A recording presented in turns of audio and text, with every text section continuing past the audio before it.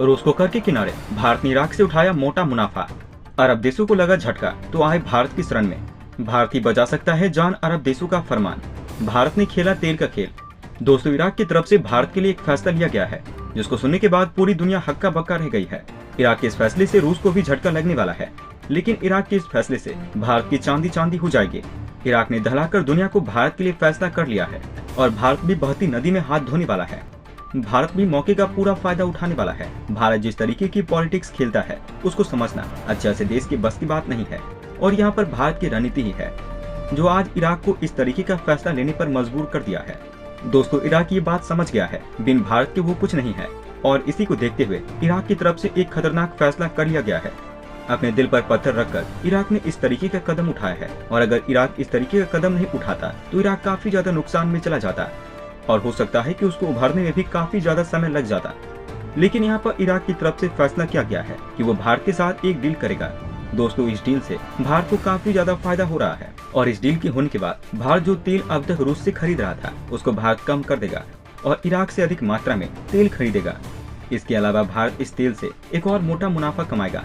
तो चलिए सभी बातों को जानते हैं डिटेल में, लेकिन उससे पहले आप भारत की बढ़ती ताकत के लिए नीचे कमेंट बॉक्स में जय हिंद अवश्य लिखें।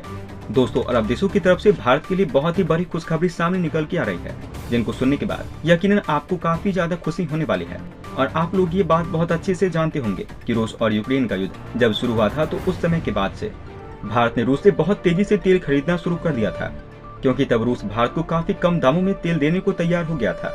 भारत ने इसी मौके पर एक अच्छा चौका मार दिया, जिसकी वजह से अरब देशों से भारत ने तेल खरीदना कम कर दिया था और रूस से ही अधिक मात्रा में भारत तेल खरीद रहा था। और यही वजह है कि यहाँ पर अरब देशों को नुकसान होना शुरू हो गया था। और आप ये बात बहुत अच्छे से जानते होंगे कि भारत कोई छोटा मोटा देश नहीं है। भारत दुनिया का तीसरा सबसे बड़ा इम्पोर्टर देश है, और यहाँ पर भारत चीन और अमेरिका के बाद तीसरा ऐसा देश है जो कि दुनिया में सबसे ज्यादा तेल का इम्पोर्ट करता है। दोस्तों, आप अगर पिछला आंकड़ा उठाकर देखेंगे तो आपको दिखाई देगा यहाँ पर भारत ने जो तेल खरीदा है सबसे अधिक मात्रा में इन्हें अरब देशों से ही खरीदा था।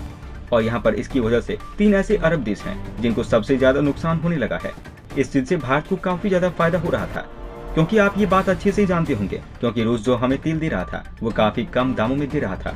यही वजह है कि यहाँ पर भारत ने इस मौके का फायदा उठाया और अच्छी मात्रा में रूस से तेल लेना शुरू कर दिया, और तब से ही इन अरब देशों को नुकसान होना शुरू हो गया। दोस्तों, पहला वो देश है जिसका सबसे ज्यादा नुकसान हुआ है, उसमें शामिल है इराक, और दूसरा था सऊदी अरबिया, और तीसरा था यूएई।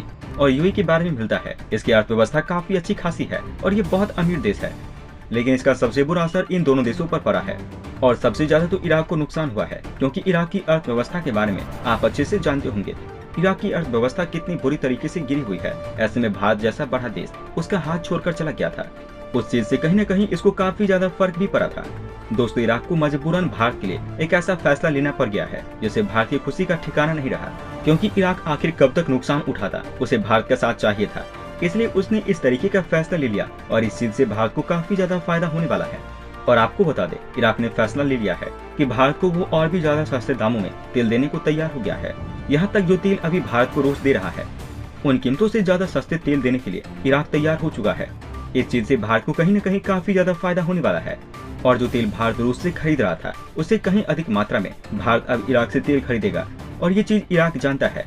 और अभी इस तरीके का फैसला इराक की तरफ से लिया गया है, वरना वो समझ गया था अगर भारत हाथ से चला गया तो हमारी अर्थव्यवस्था पहले ही बर्बाद हो रही है और भी ज्यादा बर्बाद हो जाएगी। दोस्तों, जून के महीने में हमें देखने को मिला कि रूस की तरफ से तेल का जो रेट है वो बढ़ा दिया गया है।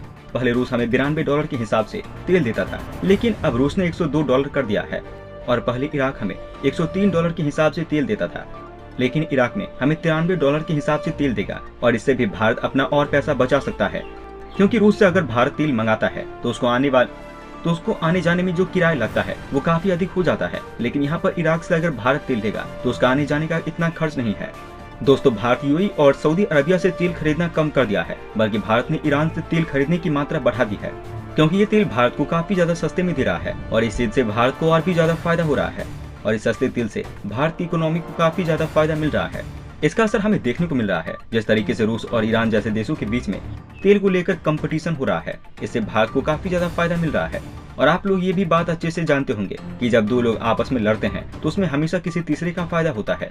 इस चीज से भारत काफी ज्यादा मोटा मुनाफा भी कमा रहा है। आपको बता दें, ये समय अंतर्राष्ट्रीय मार्केट में $110 तेल का रेट चल रहा है।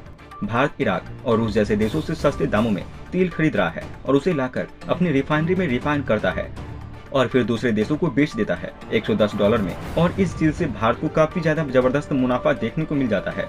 इन्हीं सब चीजों को देखते हुए ब्लूमबर्ग ने रिपोर्ट छापी थी। भारत में मंदी आने का कोई भी चांस नहीं है, क्योंकि यहाँ पर वो लोग देख रहे हैं कि सरकार का जो बजट मैनेजमेंट है वो बहुत ही सॉलिड तरीके का है, इसलिए यहाँ पर मंदी आने का कोई चांस नहीं है। और आप सरकार के पॉलिसी इस समय समझ चुके होंगे कि सरकार ये नहीं देखती है कि किस देश से हमारे रिश्ते अच्छे हैं तो हमें इस देश से सामान खरीदना चाहिए। सरकार ये देख रही है यहाँ पर कौन से देश हमें सामान लेने में कितना ज्यादा मुनाफा होने वाला है। सरकार उस देश से सामान लेती है, फिर उसको फर्क नहीं पड़ता कि कौन नाराज हो या कौन नाराज ना हो। दोस्तों, भारत के इस तरीके की पॉलिसी को देखकर आप क्या कहना चाहेंगे? क्या भारत इस तरीके का काम करके सही करता है या फिर नहीं, या फिर भारत को रूस से तेल खरीदना चाहिए?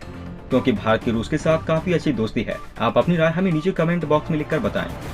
वहीं दूसरी तरफ अपने निकटतम पड़ोसी भारत के दबाव के बाद भी श्रीलंका सरकार ने चीन के जासूसी पोत युआन वांग 5 के अपने हवनटोटा बंदरगाह पर पहुंचने से रोक लगा दी है।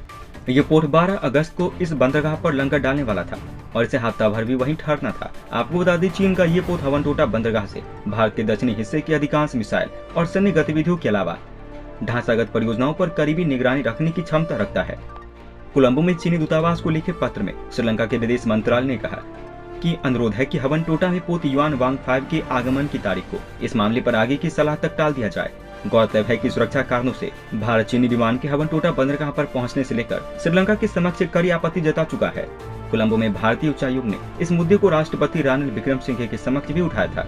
श्रीलंका के कैबिनेट के प्रवक्ता और मीडिया मंत्री ने कहा, भारत और श्रीलंका के बीच लंबे समय से अच्छी संबंध है और श्रीलंका ऐसा कुछ नहीं करेगा जिससे कि विश्वास और संबंधों पर आंच आ जाए। भारत सरकार को आशंका थी कि श्रीलंकाई बंदरगाह पर रुकने के दौरान इस पोत की निगरानी प्रणाली भारतीय सैन्य प्रतिष्ठानों की जासूसी कर सकती है।